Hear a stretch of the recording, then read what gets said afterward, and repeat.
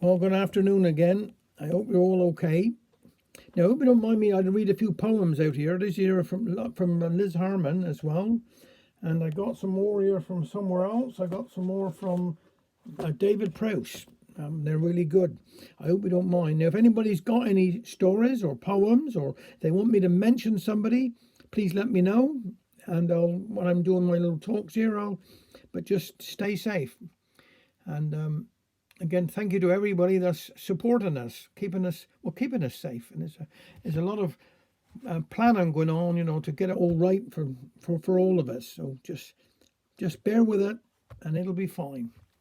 Now this year one's called Poorly. Hello, that you, Teresa? No, I couldn't ring last week. I been that poorly. I didn't have strength to rise from my bed. Mine, I had laugh you.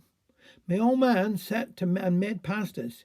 He was up over the stairs 20 times if he was once asking, "What do I put in now, mother? What do I put in now?" Well, he never saw nothing like it offering he brung up to me. Black on the outside and raw on the inside. 'Twas terrible. Last I reckoned if I didn't get up out of my bed I'd die of starvation or food poisoning, one or the other. So I said to him, I'm getting up in the morning, so he best make sure my kitchen is fitty and all my clothes is washed up and put away. Teresa, he should have seen his face.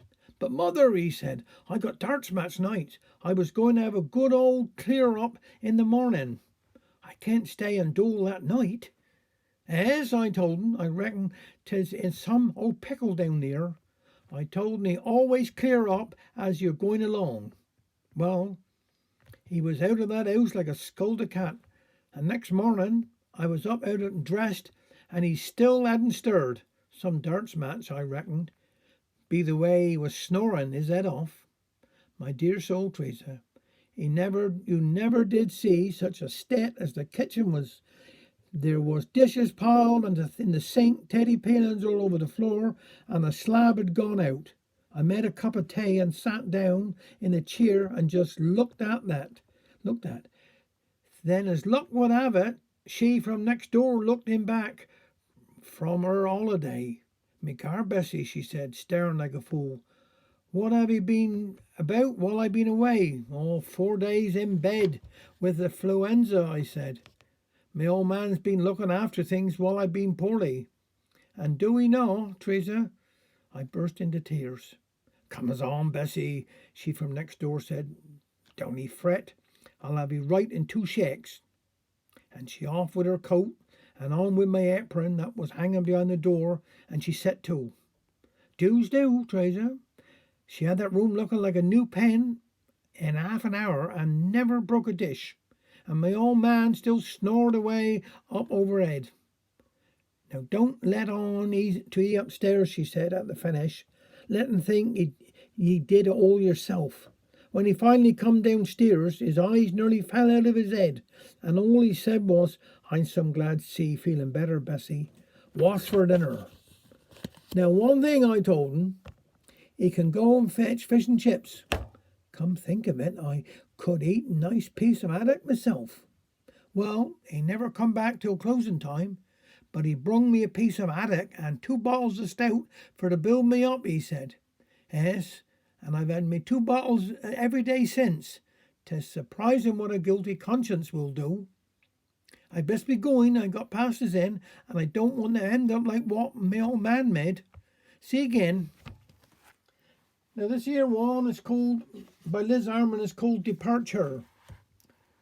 Where are you going to, my handsome, strolling so fast down the street?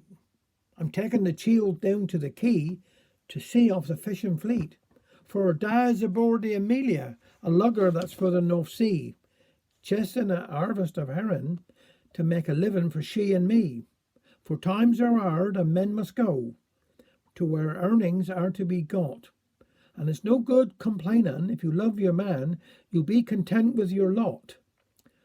For I must beat 'ee the old torn nets, then breed 'ee a new one too. For the fisherman's wife who's left behind, there's more than enough to do. So I'll tend his home and rear his child, and walk the planchon at night. worrying and praying, Lord, keep him safe and bring him back in the dawn new light. For I'll barely fear all the empty nights, and by the fire the idle chair. No oilers hanging on the back of the door, no man's foot on the stair. Now we must go, the child and me, down to the Newlyn Quay, and smile and wave with aching hearts to watch our man sail away. And as the handsomest sight that I shall see will be the fleet coming round Lizard Head, then I'll know that the summer season's o'er, and he'll soon be home is to his bed. Thank you very much.